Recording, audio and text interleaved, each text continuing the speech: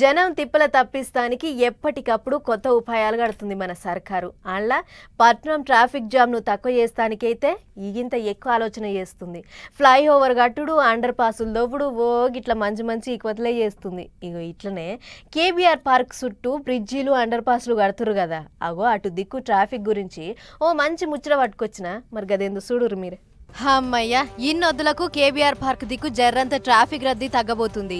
అది కూడా ఎట్లనుకుర్రు, ఈ మంగళవారం సంధి వన్ వే ఇడవబోతుర్రు పట్నం పోలీసోళ్ళు.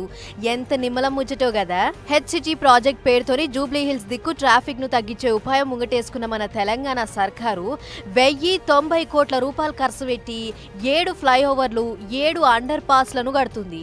అయితే ఆ పనులు సగం కంటే ఎక్కువనే ఒడిచినాయట. అందుకే కడమ పనులు సగబెట్టుకుంటాం, అప్పటి మందం జనాలనెందుకు ఇబ్బంది పెట్టాలి అని చెప్పి ఒక్క పక్క పొంటే పొర్రి అని వన్ వే ఇడుస్తుర్రు. దీంతోని దినం అటు ప్రయాణం చేసే జనాలు మస్తు మురిసిపోతుర్రు, మురుస్తుర్రు. మరి రోజు అట్కించే ఆఫీసులకు పనులకు పోతోళ్ళ పడ్డ గోసలు అన్నీ ఇన్ని కావు.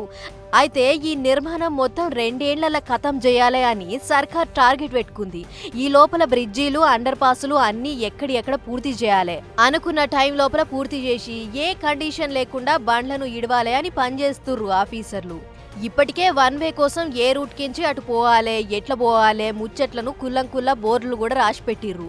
మొదలు 2 మల్కల వన్ వేలు కొలాయిస్తారట. అటెంక బండ్ల రద్దీ ఎట్లుంది ఏం కథ అని అరుచుకొని దాన్ని బట్టి మార్పులు చేర్పులు చేస్తారట.